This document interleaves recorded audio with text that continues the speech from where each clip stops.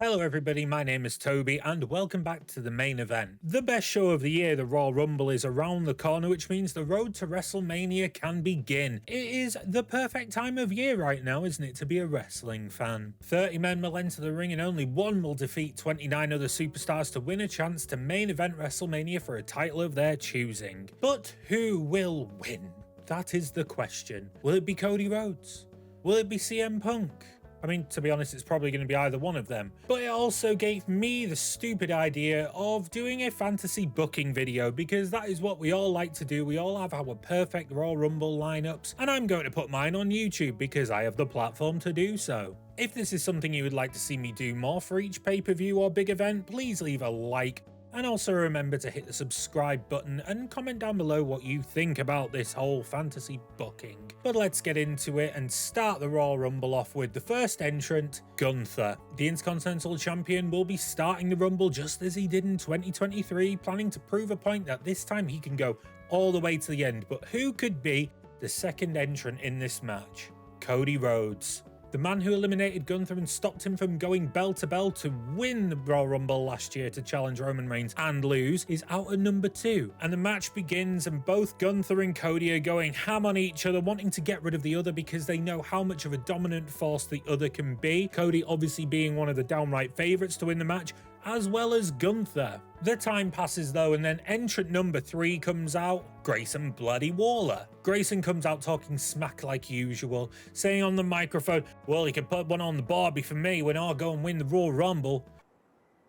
What the hell is that? He gets in the ring, he stares down both Cody and Gunther. Gunther just eliminates him, throws him straight over the top. Grayson's gone, he's a bit miffed, and then Gunther looks at Cody just like, ha, look what I can do. The pair continue to brawl until entry number 4 comes out, Cameron Grimes. Cameron comes out to somewhat of a mediocre pop and then gets in the ring and stares down Gunther and Cody. And what may happen, you ask?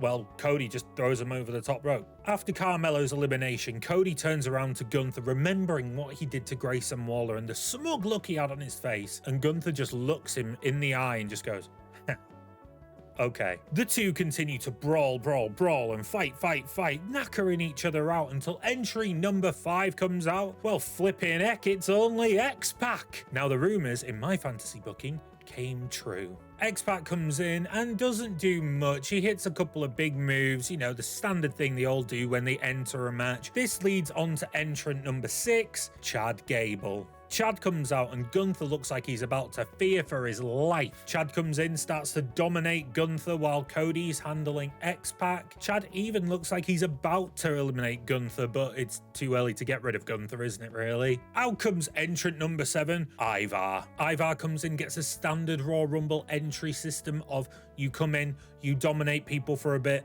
do a little and then continue the match as we go. Which then at number 8 we get our first NXT call-up of the match, Josh Briggs. To which at number 9 out comes another big lad, Bronson Reed. Bronson comes out and instantly has a Mexican standoff with Josh Briggs and Ivar, all 3 big boys ready to go ham, and then they all start slapping meat. And I'm hoping Wade Barrett is on commentary right then, because all I want to hear is meat.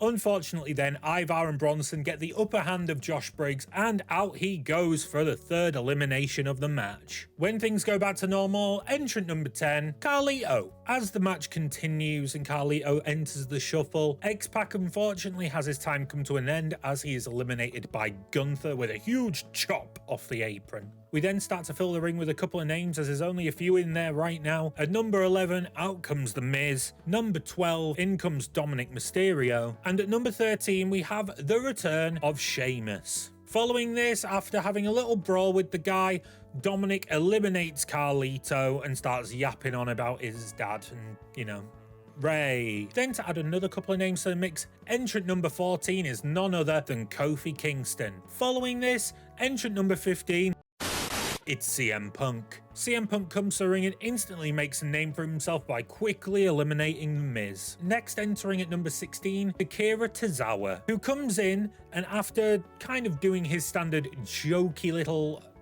build, he actually goes and eliminates Ivar. Unfortunately though, Akira's time in the match is cut very short. After eliminating Ivar, Bronson Reed instantly gets rid of him. So bye. At entry 17, we get our second NXT call-up, and is it kind of a call-up since he's already been on the main roster quite a bit? It's Carmelo Hayes. Following this, at number 18, out comes Big Daddy Drew McIntyre. Drew instantly enters the ring and makes a big scene by eliminating Bronson Reed and then Chad Gable. JD McDonough then enters at number 19 to align with Dominic Mysterio, and then following this at number 20, it's Jimmy Uso. And when Jimmy Uso comes out, he doesn't even bother getting the ring. He just slides around the ringside waiting for an opportune moment, which may come because at number 21, it's Solo Sikoa. Jimmy's smiling looking at Solo, and Solo looks at Jimmy thinking, yeah, alright, and they both get in the ring and start going ham on all the other participants. Following this though, Drew, Sheamus and Gunther, the triple threat from WrestleMania 39, they all stand opposite each other in the ring and then start having a real little brawl until the unfortunate moment where Gunther throws out Sheamus. At number 22, we have a return to the company, and it is the rumoured return, which I think will happen. It's Andrade El Idolo. Andrade instantly goes after Jimmy Uso and throws Jimmy Uso what looks like over the top rope, but he doesn't. He goes through the middle rope and hides. Remember that for later, peeps. At number 23, well, Gunther will be happy because it is his little crony, Ludwig Kaiser, who comes out and, you know, does Ludwig Kaiser things. He's not really going to handle himself against other people in the ring right now. Solo Sikoa rips the Royal Rumble moment away from us because I don't think it should happen now because we've had failures quite a few years straight now, and Solo eliminates Kofi Kingston. At number 24, well, everybody in the ring has to stop and look down the ramp at this point because Brock Lesnar enters, and Brock goes nuts. He instantly gets in the ring and eliminates Dominic Mysterio, and then JD McDonough gets thrown over the top rope by him, and then Brock turns around into a Samoan spike from Solo, and then does the Brock Lesnar thing where he no-sells it, gets straight back up and eliminates Solo Sikoa. After Brock has done this, he has a moment to slightly recover, and in the meantime, Gunther eliminates Carmelo Hayes, to which then Gunther and Brock, well, they have another face-off like last year because it was mint. Then number 25, Shinsuke Nakamura enters the Rumble. Shinsuke does the standard. There's no eliminations at this point. Then at number 26, Austin Theory comes out. Yeah. After this, all the men in the ring start having a wee little brawl, which then leads to the unfortunate exit of Ludwig Kaiser. Cody Rhodes eliminates him. Brock and Gunther finally start to brawl, and they're going ham on each other. Brock's even looking weak to Gunther's chops. But in the end, Brock gets the upper hand of Gunther and just tosses him over the top rope. Sorry, Gunther's not going to the end this time. But Gunther doesn't leave ringside. He's looking more and more pissed off as time's going on, and Brock's like all cheery and stuff like, yeah, I'm Brock Lesnar. And then number 27 enters, and it's Santos Escobar. During Santos Escobar's walk to the ring though, Gunther slides back into the ring like a devious little snake, grabs Brock Lesnar and throws him over, eliminating him also. And I know people don't like the idea of people getting eliminated by people who are already eliminated. That is a lot of eliminated, but it's not a rule that they've got rid of yet. So let's just keep it in for this part of the story. It's going to lead to a match at WrestleMania. Sorry for a future video and future that I'm putting out, but yeah. Yep. When Santos finally makes it to the ring though, he and Andrade face off, which I think would be a lovely little match. I think everyone may agree with that. So they have a wee little brawl, a lovely little lucha brawl, you might say. But in the end, Santos gets the upper hand and lobs out Andrade. Can't politic you on around this one, Andrade, sorry. At number 28 though, we have the return of Sami Zayn, who comes out to a gargantuan pop. Then at number 29, out comes Bobby Lashley. Without the Street Profits, he can do it on his own because he is Bobbert Lashley.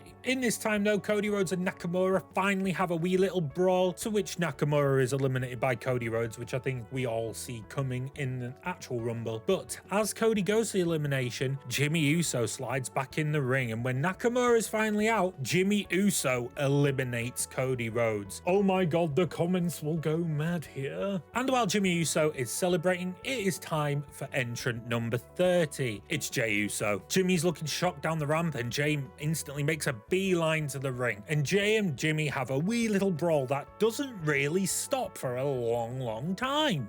Whilst Jey and Jimmy are taking up most of the main cameras, CM Punk eliminates Santos Escobar, but at this time is starting to show fatigue and is looking drastically tired. Austin Theory then gets eliminated by Sami Zayn, and then after a while of brawling, Jey finally eliminates Jimmy from the Royal Rumble. To a huge pop, obviously, because that guy got rid of Cody. But when Jey turns around, he is instantly hit with a Claymore from Drew McIntyre and thrown over the top rope, which leaves us with our final four in the Rumble, which is Drew McIntyre, Sami Zayn, Bobby Lashley, and CM Punk.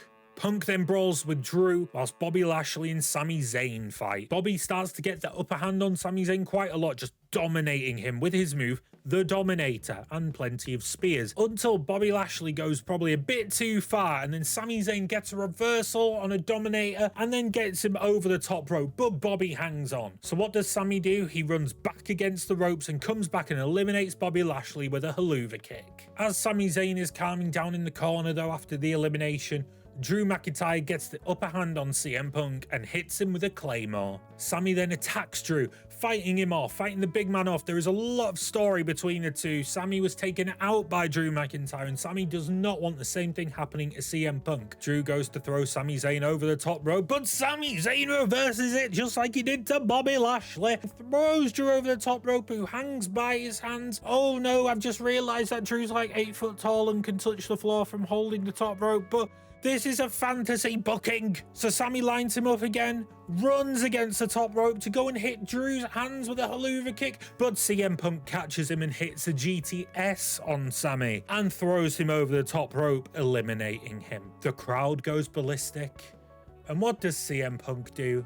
He just smiles down the hard cam and shrugs.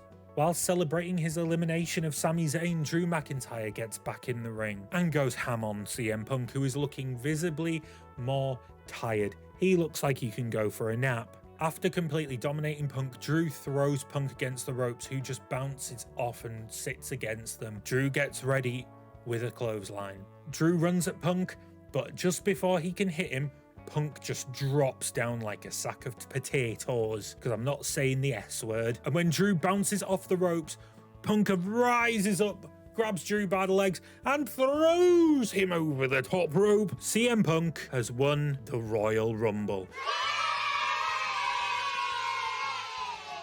And will go to challenge Seth Rollins at WrestleMania, and then probably win the belt, and then Damian Priest will cash in, and then Punk will win the belt again at SummerSlam, and a fantasy booked all the way to SummerSlam.